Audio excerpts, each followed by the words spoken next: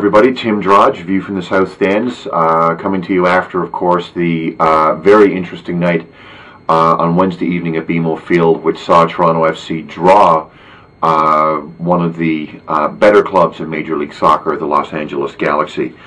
A couple of things. First off, leaving the stadium last night, and this is why I try to do these videos about a day afterwards, so I could just sort of stew on it and think about it. Leaving the stadium last night, the first immediate sort of flush of judgment that I had was the fact that I thought TFC was good value for the point. And in a lot of respects they were, but I think we might be getting a little bit ahead of ourselves if we look at it as just a success. There were some good and there were some bad. Taking some notes, I've got them here, and I'll go through that in a minute. Before I do that, I just want to say that sneaking away with a 0-0 draw against a quality side like the Galaxy is a good thing in and of itself. But I think that Stephen Fry, in particular, 38 seconds in, making what's going to be definitely a save of the week candidate right off the beginning. Beckham hitting a goal post. Franklin, I think it was, and former TFC player Chad Barrett hitting a crossbar respectively. So that's two crossbars and a goalpost, if you weren't counting, that didn't go in for the Galaxy last night. And MLS official Terry Vaughn, with due respect, didn't help the flow of the game, or the Galaxy for that matter, very much either. And I'll get to the officiating a little later. So, as I said, I got some notes, good and bad. Let's start with the good, shall we? In no particular order, I think Jurasowski, who came on in the second half, I think may have earned himself a starting spot, potentially. He looked very, very menacing, rushing down the left flank yesterday evening when he subbed on in the last 30 minutes of the game. He looked very, very, very solid. Julian de Guzman had one of his better games. Bossed his section of the central midfield. Played for about 65 minutes, which again is longer than the 45 he's played in the last two games, as he very slowly gets back into game shape. The quotes from the locker room that were sent to me last night via email from TFC basically said that Julian, and again I'm paraphrasing here, Julian basically stated that he's still on track, he feels, by the end of this month to be at full game shape. So I think we're going to be seeing more and more of Julian de Guzman as we go along, and that's actually quite good. I see a lot of possibilities with de Guzman, Chani, and Peterson playing together in the midfield. Chani looked very much box to box last night in a lot of ways. Again, he didn't get a lot of help when he was on the ball. A lot of TFC guys were sitting there sort of flat-footed when he was making some runs. Jacob Peterson made a wonderful free kick that in the late in the first half, I think it was, that just literally by, I think, like a couple of millimeters, Zavarisi missed from actually popping in and giving TFC a well-deserved lead. I think Adrian Can, again, has been the defensive player for the Reds. I think Stefanovic, again, didn't get a lot of help up top, but looked pretty solid at times. I also saw his body language sort of improving as well. If you remember when I commented on Stefanovic a couple of weeks ago, and in the blog yesterday, in my pregame notes, I'm a little concerned about his attitude.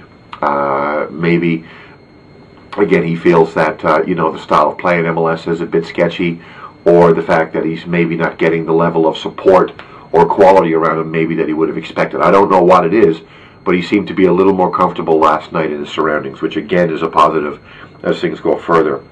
Yao Plata, who they say is 5'1", I frankly don't buy the fact that that kid is 5'1". I think he's 4'11". He's really small, especially in comparison to I think 6'4" Donovan Ricketts. That looked really funny last night.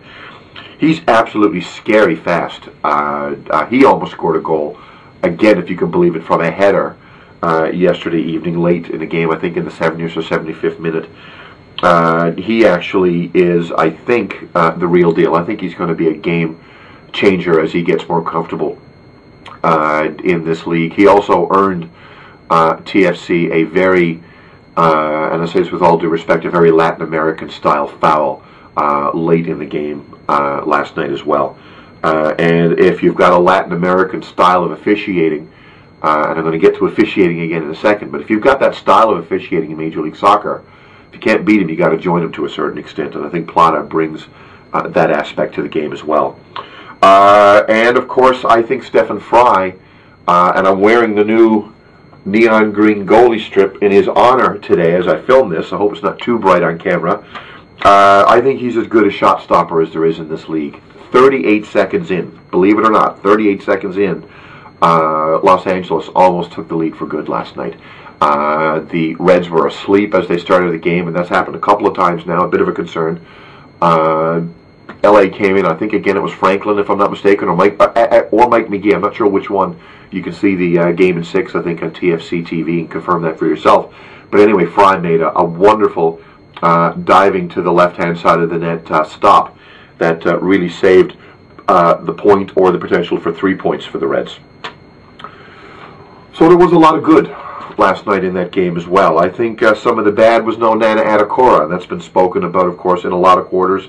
Again, in his post-game notes, Aaron Vinter confirmed that it was a tactical decision that led to Nana being out, and that he feels that others on the depth chart, your Bormans, your Hardens, even your Dan Gargan, who had a pretty decent game last night to his credit as well, and he looked really poor early on, are probably ahead of Nana right now in the depth chart. So Nana has to practice his ass off and look good in training in order to get his spot back, and I personally wish him well on that. I think the team is going to need him. Martina, I think in a lot of ways his pace and his skill were very much wasted last night. One of the things that a guy like Martina does with his speed and with his ability on the ball to play up the wing is he creates a lot of space in the middle. With no Maicon and no Gordon last night, who were out with a flu and a groin injury respectively, there was acres of open space that Martina was creating when those two guys, the fullback and the left center back, would go out and try to cover him. There'd be a lot of space in the middle that frankly nobody was capitalizing upon, and that's something that really showed up as a weakness last night for the Reds. I think Danley Borman, who looked good in the first couple of games since the trade with New York, was pushing up a little bit too high last night. I don't know if that was him or if that was Vinter's tactical sort of setup, but I think obviously he was out of position a number of times, and again I think we've got to thank a combination of 2 crossbars, 1 goalpost, and Stefan Fry for Borman and his bombing up the field, not costing TFC any points. So the good and the bad, I think they kind of balance each other out in a lot of respects. I think in a lot of ways, if going into this season, I think if you would have told TFC fans that at 5 games in, they'd be second in the East, even though it is only with 1 victory and 3 draws in 5 games, I think a lot of TFC fans would have said, yeah, I'll take that, and I tend to agree with that as well. TFC is far from the finished product. They're very thin. They still have huge question marks on the back line. But the midfield and certain aspects of the attacking game are starting to come together. And a really critically important player like Julian de Guzman seems to be coming into his own as well, slowly but surely. So, yeah, there are some concerns, but there are probably more reasons for optimism, I think, that a lot of TFC fans may not have actually realized, is maybe what I wanted to say.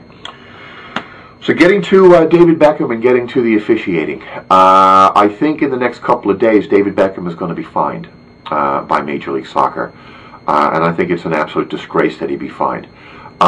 In 6 games that the Galaxy have played, Beckham has picked up 5 cards, and you can talk about the merits or the non-merited yellow cards that he's gotten, but going into Sunday's game against Chicago, David Beckham is going to be suspended. He's going to be suspended after 6 games, 5 yellow cards. I'm going to actually post a video, compliments of the Score television network, up with this video blog today as well. It's about a minute-long clip of David last night in the postgame talking about how he feels that in Major League Soccer the officials are very much becoming the story, and how much, frankly, he's disappointed by the quality of officiating in this league.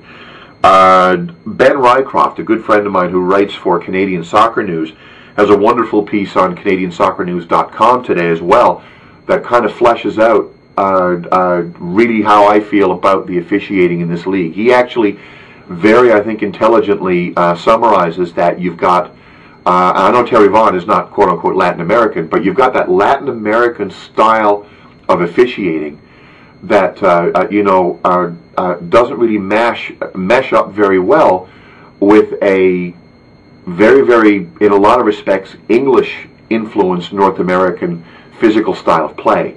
The Latin American style, of course, is much less physical contact, much more of a ball at your feet sort of style, and that's okay when you've got referees that are actually, adjusting how they interpret the rules to the style of play that they're seeing on the pitch.